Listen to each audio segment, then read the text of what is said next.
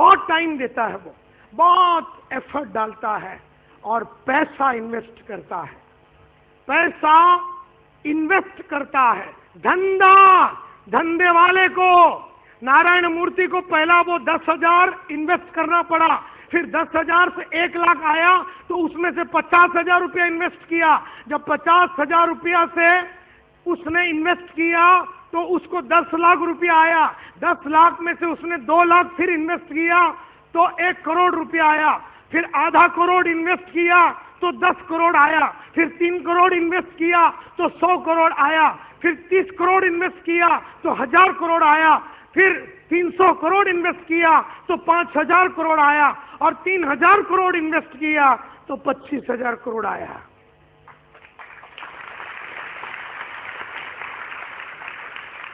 हम लोगों का कैसा है?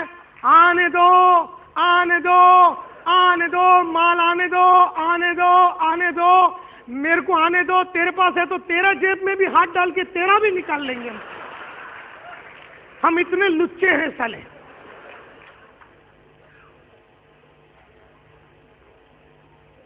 देने की बात ही नहीं कर रहे हैं, खर्चा करने के, अपने जेब से पैसा नहीं, जो करना आरएमपी करे। अरे आरएमपी का तेरा धंधा है, तेरा धंधा है, तेरे नाम पे धंधा है। आरएमपी क्यों मदद करेगा तेरे को? अपलाइन क्यों मदद करेगा? तुझे अपने जेब से खर्चा करना पड़ेगा। नहीं, ऐसा कुछ नहीं है।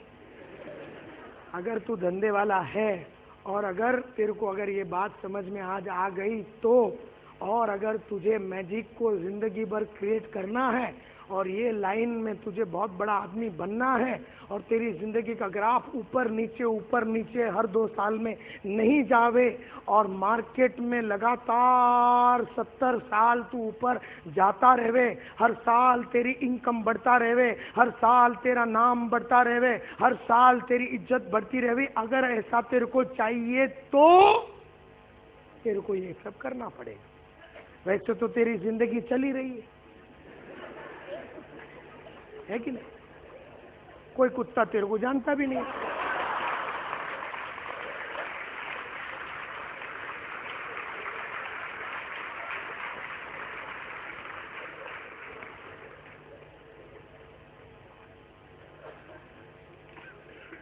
कोई जबरदस्ती नहीं है माय डियर फ्रेंड्स।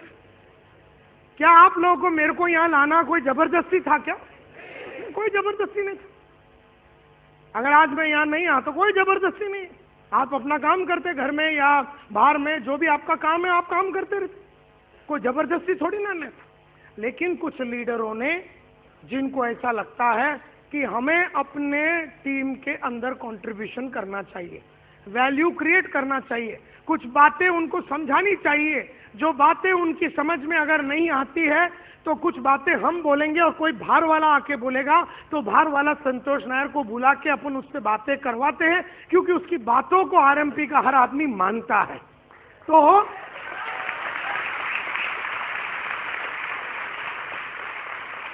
और उसकी बातों को हर वो आदमी जिसने दिल से माना वो मालामाल हुआ, हमेशा हुआ।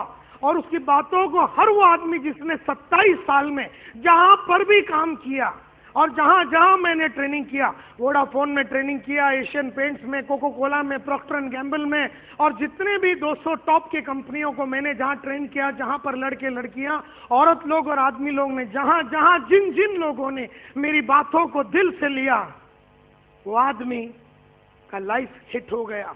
And it is a fact. And therefore ये बहुत ही इंपॉर्टेंट है। कमांडमेंट मैं हमेशा बोलता हूं, आप जो कमा रहे हो उसका 20% आप इन्वेस्ट कीजिए आपके टीम के ऊपर, मीटिंगों के ऊपर, ट्रेनिंग के ऊपर, ऑडियोस, वीडियोस और खुद के डेवलपमेंट के ऊपर। 100 रुपया कमा रहे हैं तो पूरा 100 रुपया घर न लेके जाइए, उसमें से 20 रुपया तो लगाइए अपने ऊपर, सेल्फ इंप्रूवमेंट के लिए, सेल्फ डेवलपमेंट के लिए, क्योंकि तू एक धंधे वाला है और मरते दम तक तेरी जो भी क्वालिटियां लगातार अपग्रेड होती रहने चाहिए। क्योंकि अगर तुझे जिंदगी के उस मकाम पे पहुंचना है जिस मकाम पे तू डगमगाएगा नहीं, तो कंटिन्यूसली अपनी एबिलिटी को बढ़ाते रहना है। Invest 20% of your income on your self development. आपके सेल्फ डेवलपमेंट में 20% आपको इन्वेस्ट करते रहना है, और ये बहुत ही इंपॉर्टेंट बात है। Commandment number 3, commandment number 3, MLM का मैजिक को क्रिएट अगर करना है और मैजिक को जिंदा रखना है, जवान रहना है तुम्हें जिंदगी भर, और 120 की उम्र में भी मैं अगर बुलंदियों पे खेलते रहना चाहिए, तो सबसे मेन बात है upgrade your self and your team members. इसके ऊपर मैं ज्यादा चर्चा नहीं करूंगा, क्योंकि मैं जानता हूं कि यहां पर जितने लीडर्स हैं, पृथ्वीराज से लेके जितने भी लीडर लोग इस कंपनी में यहां पर तुम्हारे साथ हैं, सभी लोग अपने आप को अपग्रेड करके ही यहां तक आए हैं। तो लगातार अपने आप को और अपने टीम मेंबर्स को अपग्रेड कीजिए, और दिल से कीजिए, दिल से कीजिए, दिल से कीजिए, दिल से कीजिए, चालबाजी ना कीजिए, दिल से उनको अपग्रेड करने का आप चक्कर चलाइए। यानी हमेशा मैं बोलता हूं, उनके सक्सेस पेंटागन के ऊपर काम कीजिए। सक्सेस पेंटागन आप में से कई लोगों को मालूम होगा। ये नंबर 1 क्या है? Knowledge, absolutely right. Number 2 attitudes, number 3 skills, number 4 habits, और नंबर 5 स्ट्रेटजीज।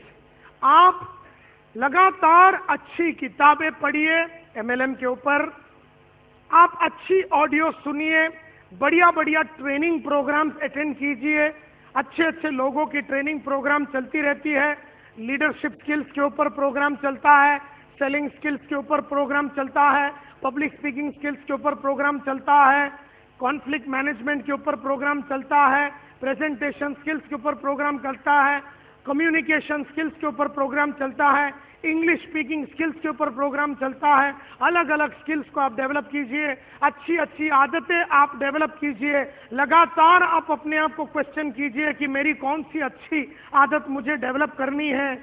ये सक्सेस पेंटागन, ये 5 चीजों के ऊपर अगर आपने अपने ऊपर और आपके लोगों के सक्सेस पेंटागन के ऊपर आपने काम किया, आज मेरे कंपनी में 3 साल का लीडरशिप डेवलपमेंट प्रोग्राम मैंने डिक्लेयर कर दिया।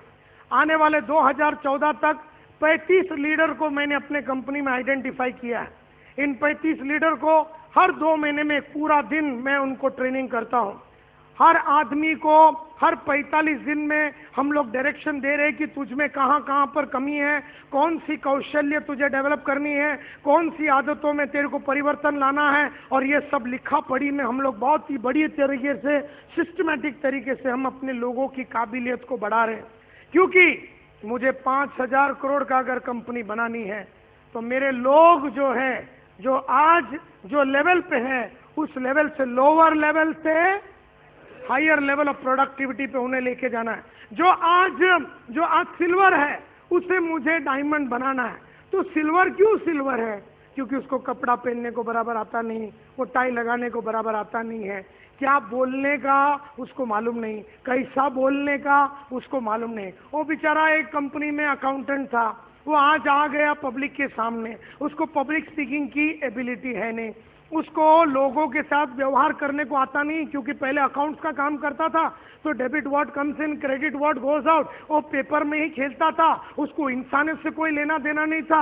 बेचारा आ गया अपने संगत में, RMP में जुड़ गया, लोगों को देखता है तो उसकी फटती है, डर लगता है उसको बोलने की कलाकारी नहीं मालूम, व्यवहार करने की कलाकारी नहीं मालूम, भरोसा कैसा दिलाने का मालूम नहीं है, कंधे पे हाथ कैसा रखने का मालूम नहीं है, बॉडी लैंग्वेज को कैसे वापरने का मालूम नहीं है, आवाज को कैसे उठाने का मालूम नहीं है, उसको बहुत सारी चीजें धंधे का मालूम नहीं है, उसको टाइम पे आने की वैल्यू क्या है मालूम नहीं है, उसको लीडर कैसे बनने का मालूम नहीं है, लीडर लोग जो 70 काम करते हैं वो लीडर लोग की कौन सी अदाएं मालूम नहीं है, उसको सेल्स के बारे में मालूम नहीं है, उसको मार्केटिंग के बारे में मालूम नहीं है, उसको एक ब्रांड को अपने आप को कैसा प्रोटेक्ट करने का मालूम नहीं है, बेईमानी करने से क्या नुकसान होता है उसको मालूम नहीं है। उसको हर चीज सिखाना पढ़ाना पड़ेगा बाबा, उसको हर चीज सिखाना पढ़ाना पड़ेगा। खाली एक इंसान को उठा के लेके अपने गोद में बिठा देने से काम होने वाला नहीं है।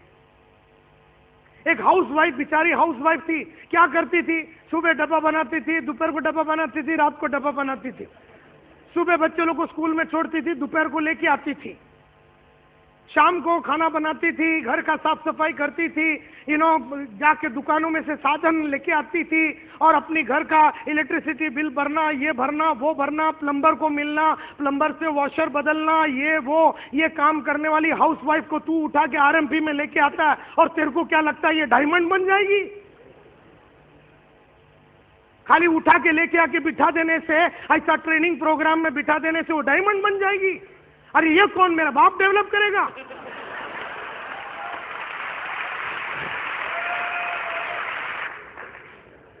उस औरत का पेंटागन का साइज इतना है, इतना, ये ना, ये बड़ा है, उसका तो इतना छोटा है कि साला वो क्या बोलते हैं वो इतनी सी है उसकी पेंटागन सारी। तू वो क्या बोलते हैं उसको, माइक्रोस्कोप या क्या बोलते हैं उसको, मैग्नीफाइंग ग्लास लेके भी देखेगा तो उसका पेंटागन का साइज इतना है, साला ग्लास टूट जावे दिखे नहीं। ऐसी आइटम को तूने साला डोंबिली से उठा के अपना टीम में डाल दिया।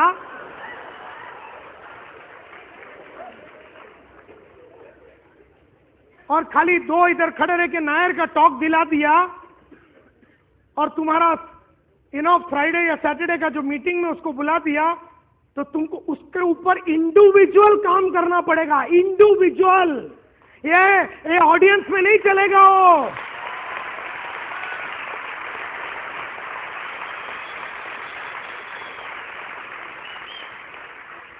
हम लोगों को क्या लगता है, 1000 आदमी को बिठा दो, कोई ना कोई कुत्ता सीख ही जाएगा। बराबर है, 1000 में से 8-10 लोग उठा लेते हैं, फिर हम फ्रस्ट्रेट क्यों होता है कि 980 लोग या 990 लोग में परिवर्तन क्यों नहीं आता? क्योंकि परिवर्तन भीड़ में नहीं लाया जाता, परिवर्तन इंडिविजुअल होता है। भीड़ को परिवर्तित नहीं किया जाता। भीड़ जैसी थी वैसी है और वैसी रहेगी। भीड़ में तुम अपने आप को मत डालो। परिवर्तन भीड़ का नहीं होता। भीड़ मूर्छित लोगों की संगठन है। भीड़ का कोई अपना सोच नहीं होता। भीड़ का कोई अपना व्यक्तित्व नहीं होता। भीड़ का कोई फिलॉसफी नहीं होता। भीड़ की कोई अपनी सोच नहीं होती। भीड़ कभी बड़ा सोचता नहीं है। भीड़ घायल लोगों की संगठन है।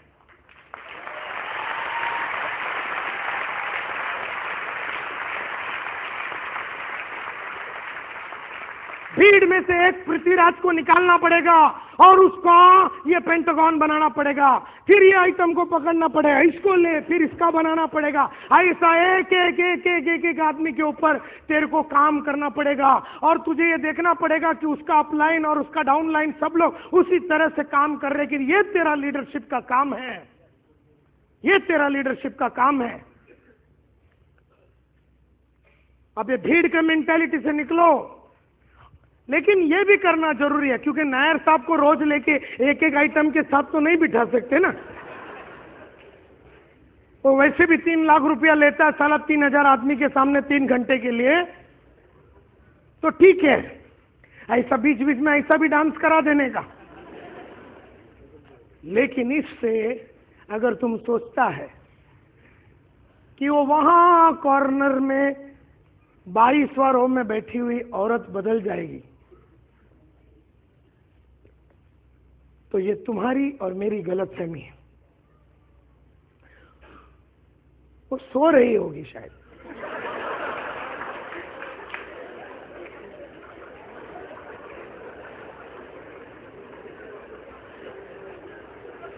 और तुझे लग रहा है वो पढ़ रही है।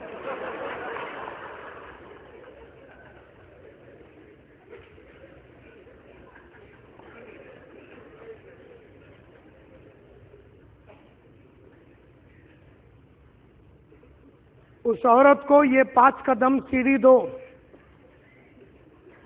और उसको बोलो मैं तुम्हें 2 दिन देता हूं। तुमको हिंदी आता है? बोलती है हिंदी एंड इंग्लिश भी आता है, मैं थोड़ी SY BCom तक पढ़ी हूं। कोई बात नहीं, ये सीढ़ी पकड़ और ये सीढ़ी 4 घंटे का है। इसमें नायर साहब ने 5 चीजें बोला है जो MLM के धंधे में तुझे करना है। 200 पेज का बुक ले और इस सीडी में से क्या समझा लिख ले। मिनिमम 70 पेज लिखना है तुझे। 70 से नीचे लिखना नहीं है, 70 से ऊपर जितना पेज लिखना है लिख ले। तो वो लिखने चालू करती है कि आज मैंने, पृथ्वीराज सर ने मेरे को नायर साहब का 5 कदम 28 नवंबर 2011 को दोपहर को 2 बजे उन्होंने दिया। पहले तो मुझे गुस्सा आया उन पे। उन्होंने कहा कि मेरे को ये सीडी सुनना है और मिनिमम 70 पेज लिखना है।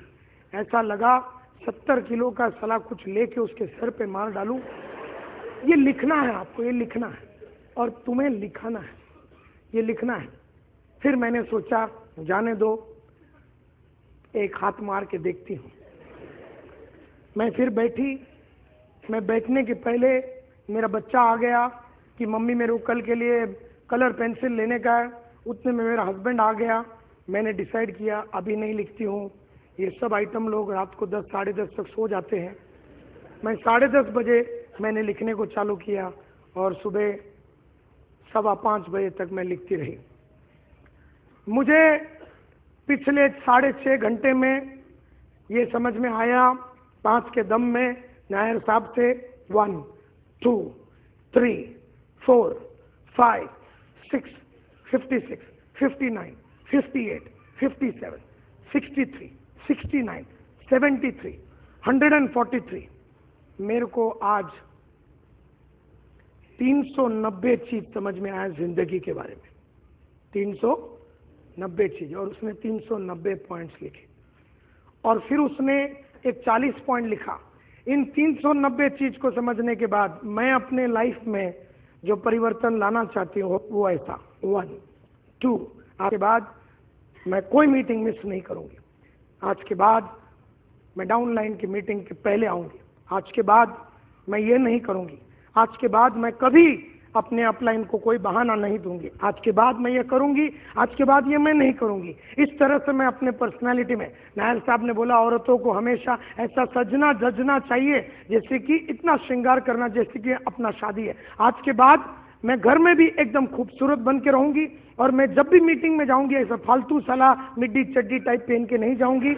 मैं एकदम मैं शादी का जोड़ा टाइप पहन के एकदम बढ़िया से बढ़िया साड़ी और इतना ग्रेसफुल लगोगी। मैं खड़ी हो जाऊं और बात किए तो लोग साला मेरे टीम में जुड़ने के लिए मरने के लिए लाइन लगा के खड़े रह जावे।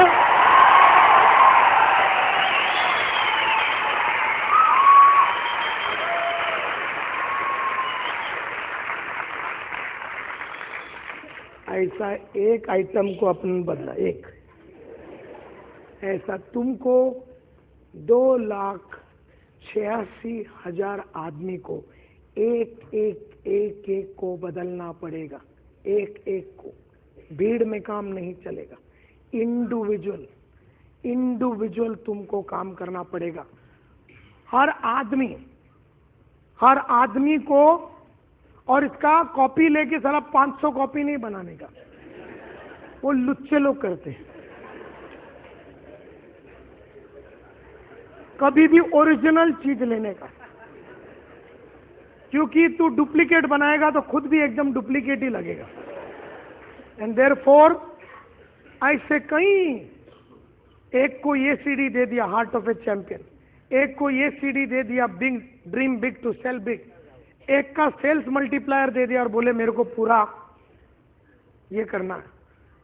मैं परसों के दिन 2 दिन का सेलिंग स्किल्स का प्रोग्राम ले रहा था अपना धंधे वाले लोग के लिए, बिजनेसमैन के लिए। तो मेरा सिटी हेड वहां पर ज्वाइन किया। तो उसको मैं बोला आज रात को तू सोना नहीं और एक बढ़िया सा किताब में आज और कल जो मैं सिखाने वाला लिख देना। मेरे क्लास में मेरे कंपनी के जितने लोग बैठे हो दिन, कम से कम 15 लोग बैठे थे अपने कंपनी से, सबको मैंने एक एक करके किताब लिखवाया। अब मैं जब बम्बई में, अभी कल मैं जयपुर जाऊंगा और परसों जब मैं ऑफिस में आऊंगा वो किताबें मंगाऊंगा और एक एक किताब को मैं पढ़ता हूं। अभी थोड़ा दिन पहले हमारा डीजीएम नया deputy general manager Sujay Chaurasia join किया। वो देवांग कारिया बोल के मेरा जो कलीग है, जो 3 दिन का सेलिंग स्किल्स का प्रोग्राम हुआ था, वो डीजीएम नया वाला हमारा कलीग देवांग कारिया का ट्रेनिंग प्रोग्राम अटेंड किया। मैंने देवांग को इधर से फोन लगाया, मैं बोला अपने साइड से जो जो आ रहा है, अपने कंपनी से जो जो आ रहा है उससे पूरा लिखा के लेना। और अगले दिन मेरी एग्जीक्यूटिव असिस्टेंट ने वो किताब मंगाया और किताब को बैठ के मैंने पूरा पढ़ा कि सुजय चौरसिया ने क्या समझा।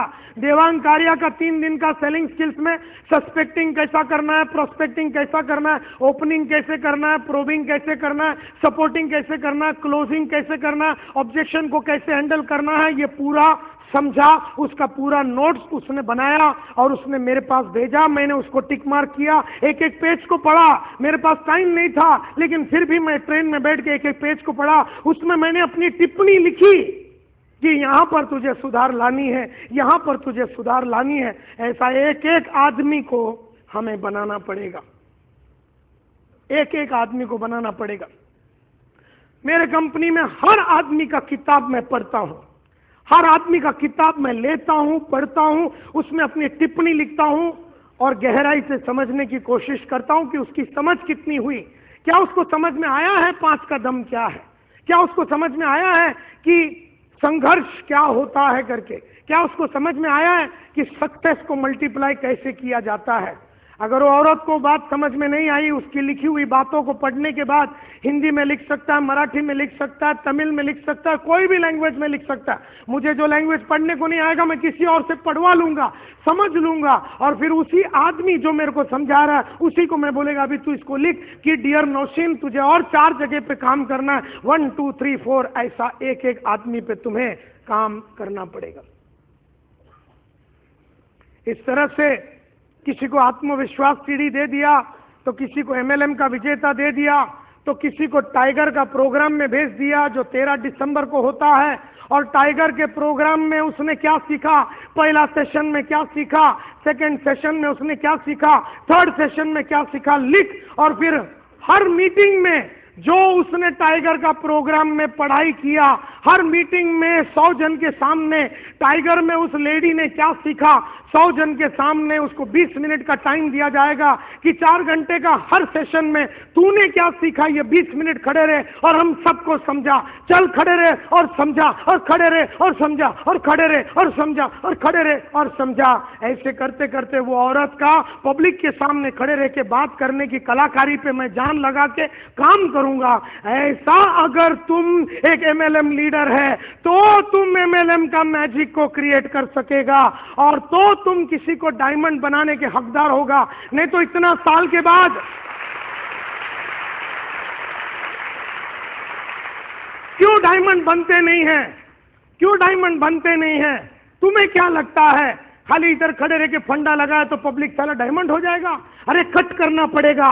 ये जो तुमने किया ना, ये किताब लिखने की कलाकारी, ये कट कर रहे तुम उस लेडी को, ये कट कर रहे चीनी हथौड़ा लगा के उसको बढ़िया सा डायमंड बना रहे। ऐसा एक एक आदमी को ग्रुप में नहीं बनाया जाता, एक एक को डायमंड बनाना पड़ेगा, ग्रुप को डायमंड, भीड़ को। अच्छा ये पूरा भीड़ डायमंड है, ऐसा नहीं होता। ये औरत डायमंड है, ये आदमी डायमंड है, ये भीड़ डायमंड नहीं है। एंड देयरफॉर हम लोग भीड़ में डायमंड बनाने के चक्कर में, भीड़ को डायमंड नहीं बनाया जा सकता, भीड़ को लेकर तोड़ा नहीं जा सकता। एक एक ज्वेलरी, डायमंड बोले तो एक ज्वेलरी पीस होता है, सिंगल पीस होता है, एक एक के ऊपर काम करना पड़ता है। फिर उसको तुमने कान का, अगर कान में 6 डायमंड का पीस है तो 6 के ऊपर 7 में नहीं, एक आदमी बैठा है, एक के ऊपर काम करता है, फिर उसको लगाता है, दूसरे को लेके फटका लगाता है, फिर उसको बनाता है और फिर उसको डालता है, तब जाके वो डायमंड बनता है, पहनने लायक, दिखाने लायक, देखने लायक। तो हम भी बनाएंगे तुम्हें डायमंड। सपोज तुम्हें हमने डायमंड बनाया, तुम भी दिखाने लायक एक लेडी होगी, देखने लायक होगी, तुम भी एक देखने लायक, दिखाने लायक इंसान बन सकते हो। एक हाउसवाइफ से तुम डायमंड, जब रास्ता ट्रैवल करना है, खाली मीटिंग में बैठ के एक हाउसवाइफ डायमंड बनती नहीं है, उसके ऊपर काम लगेगा, खुद भी करना चाहिए उसको, और उसका इमीडिएट जो भी उसका अपलाइन है उसको उसके ऊपर काम करना पड़ेगा।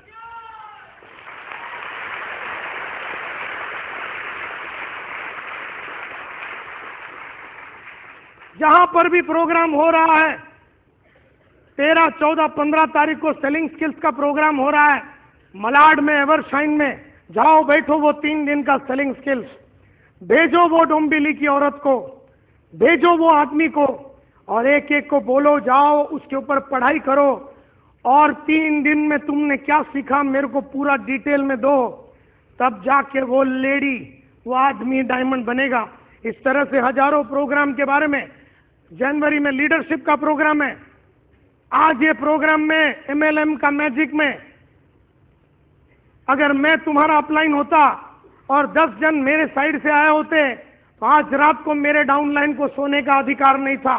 हम सब हमारे घर में मिलेंगे, मेरा घर नहीं है तो मेरे बिल्डिंग का टेरेस में ले लेंगे, और अगर वहां पर भी नहीं तो जू बीच तो अपना बाप का ही है। तो मैं अपने 10 डाउनलाइन को लेके जू बीच जाऊंगा, चाय मैं पिलाऊंगा, कॉफी मैं पिलाऊंगा, यहां से हम जाएंगे, शाम को 8 बजे बैठेंगे वहां पर जू बीच में, एक एक जन 200 पेज का बुक लेके बैठेगा और समुंदर को देखते हुए नायर ने 10 से 2 बजे तक बोला हुआ हर फिलॉसफी को मैं लिखा के लूंगा और मैं उनके साथ बैठूंगा और मैं खुद भी लिखूंगा, ये दिखाने के लिए कि मैं तुम्हारे साथ, तुम्हारा डायमंड बनने के लिए मैं तुम्हारा साथ हूं। ये नहीं कि तुम जाओ जू बीच में बैठो।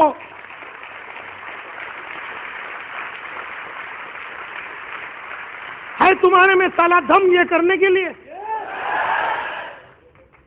अगर है तो ये करके देखो और तुम देखोगे आज रात को जू बीच में डायमंड बनने का एक जबरदस्त नींव तुमने आज रात को डाला होगा। अभी तो समझ जाओ, संभल जाओ, सुधर जाओ।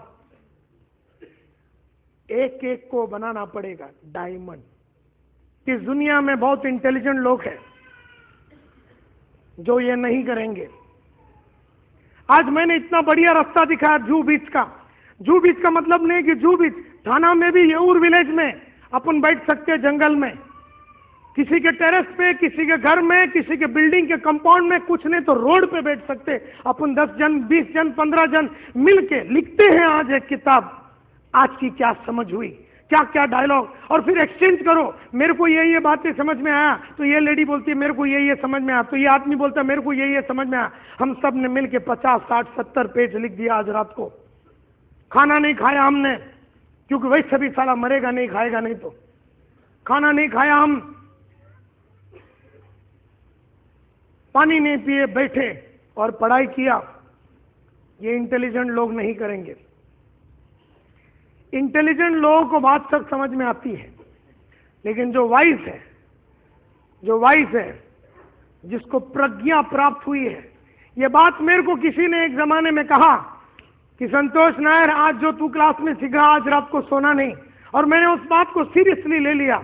और उसके बाद आज तक जितने भी प्रोग्राम मैंने अटेंड किए सबका मैंने बिना सोया वो रात मैंने 100, 150, 300, 400 पेज लिख दिया। हाथ थक गया, मन थक गया, आइडिया आना बंद हो गया, सोया नहीं मैं। कहीं जो भी दिन जहां पर भी ट्रेनिंग प्रोग्राम हुआ वो रात में कभी सोया नहीं।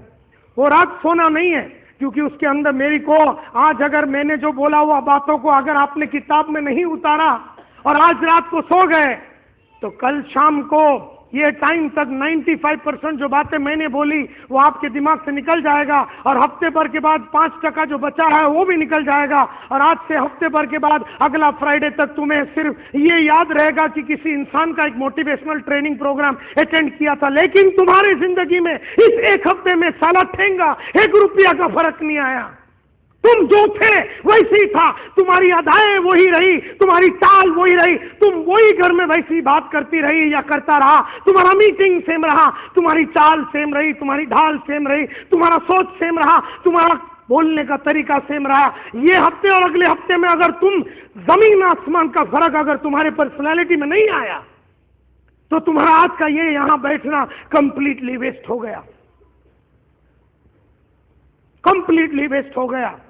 ऐसे हम हजारों प्रोग्राम बैठते हैं, बेशर्मों के माफक साले हर टाइम वादा करते हैं हम अपने आप से कि अब सुधरूंगा, अब सुधरूंगा, अब टाइम पे आऊंगा, अब टाई पहनूंगा, अब दाढ़ी करूंगा, अब ये करूंगा, अब पढ़ूंगा, अब गांव नहीं जाऊंगा, अब टाइम नहीं वेस्ट करूंगा, और फिर साला अपने वादे को तोड़ता है। कब सुधरेगा तू? कब आएगी तेरे को ये विस्डम? कब आएगी प्रज्ञा तेरे को? कब आएगी समझ तेरे को? कितना साल तू अपने आप को इंटेलिजेंट मानेगा? और आज प्रज्ञा की बात की, जू बीच की, शायद तुम में से 5-6 आदमी वो कर देवे। यहां बैठा हुआ 3000 आदमी में सिर्फ अगर 5-10 ने भी कर दिया तो वो 10 डायमंड जरूर बनेंगे।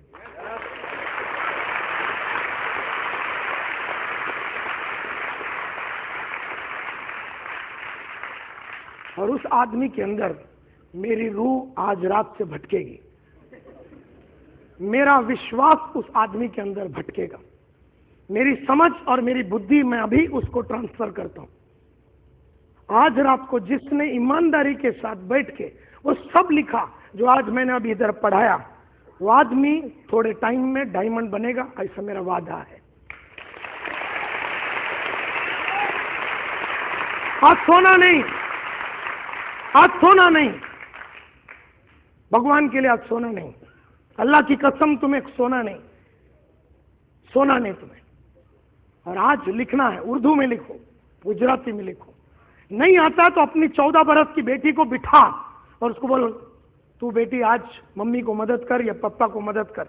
मैं बताती हूं कि मैंने नायर से क्या सीखा। आज तू बेटी लिखने को चालू कर, उर्दू में लिख, इंग्लिश में लिख। मैं मेरे अपलाइन या डाउनलाइन को किसी को तो बताऊंगी मैं, तू लिख। अगर तुम्हें पढ़ना लिखना नहीं आता तो किसी और को बोलो वो लिखे। अपने नेबर की औरत को पकड़ो जो पढ़ी लिखी है, अपने हस्बैंड को बोलो तू लिख। मैं बोलती हूं अपने वाइफ को, अगर तुमको पढ़ना लिखना नहीं आता, तुम्हारी वाइफ को थोड़ी बहुत आती है तो उसको बोल तू लिख। मैं बोलता हूं कि मेरे को क्या समझ में आया नायर ने क्या बोला। और मेरी हर बात को अगर आपने आज रात को सोने के पहले कैप्चर कर दिया तो कसम भवानी की, मेरी पूरी पर्सनैलिटी और मेरी बुद्धि तुम्हारे में आज अभी ट्रांसफर हो जाएगा।